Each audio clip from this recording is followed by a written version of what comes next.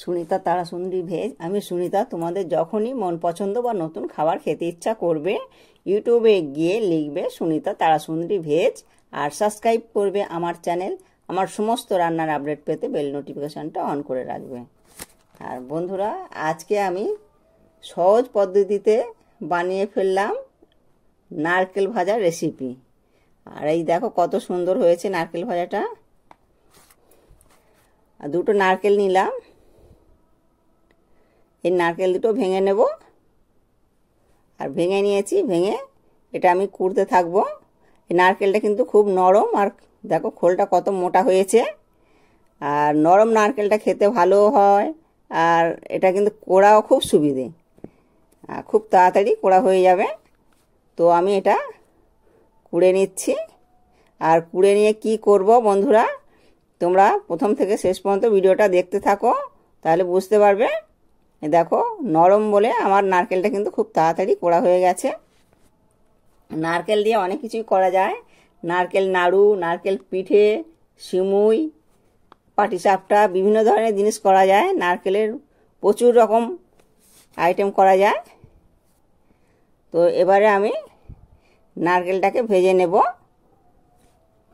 তো নারকেল দু রকম করে ভাজা যায়, একটা ডুমো ডুমো করে ভাজা যায়, আর একটা কুড়ে নিয়ে ভাজাটা কিন্তু খেতে খুবই ভালো লাগে।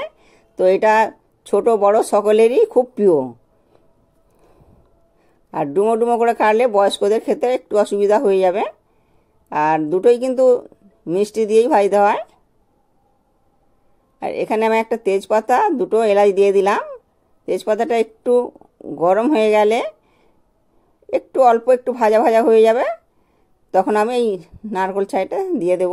নারকেল কুড়োটা, নারকেলটা ভেজে অনেকে নারকেল ছাই বলে, আবার অনেকে বলে নারকেল ভাজা। তো আমি এই নারকেলটাকে ভেজে নিচ্ছি। ও দেখো নারকেলটা অনেকটাই কালার চেঞ্জ হয়ে গেছে। তো এবারে আমি কিন্তু চিনি দেব, দুটো নারকেলে 500 চিনি। 500 চিনি দিলে মোটামুটি ভালোই হবে। আর যারা কম চিনি খেতে পছন্দ করো, কিন্তু তারা একটু কম দিতে পারো।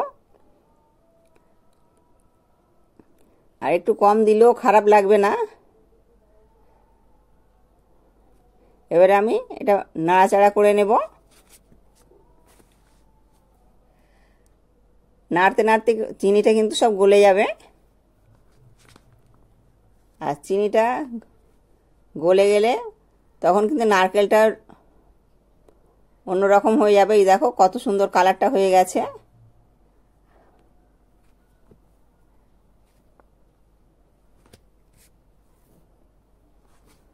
তো এটা আমি ভাজতে ভাজতে দেখো একদম শুকনো শুকনো হয়ে যাবে। আর নারকেলটা ভাজা কিন্তু প্রায় 1 মাসের মতন ভালো থাকে। আর এগুলো কিন্তু বাচ্চারা খেতে খুবই ভালোবাসে। এটা একটু বেশি করে পাক করে নিলে এটা কিন্তু নারকেলটা নাড়ু হয়ে যাবে। অনেকে তো নারকেল নাড়ু খেতে খুবই পছন্দ করে।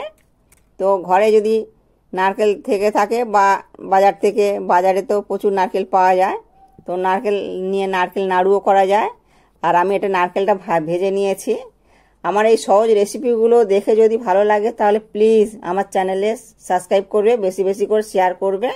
আর আজকের রেসিপি কেমন লাগলো কমেন্ট করে জানাতে ভুলবে না বন্ধুরা। আর বন্ধুরা, তোমরা ভালো থাকবে, সুস্থ থাকবে, সাবধানে থাকবে। আর ভিডিওটা এখানেই শেষ করছি। আবার অন্য রেসিপি নিয়ে চলে আসবো।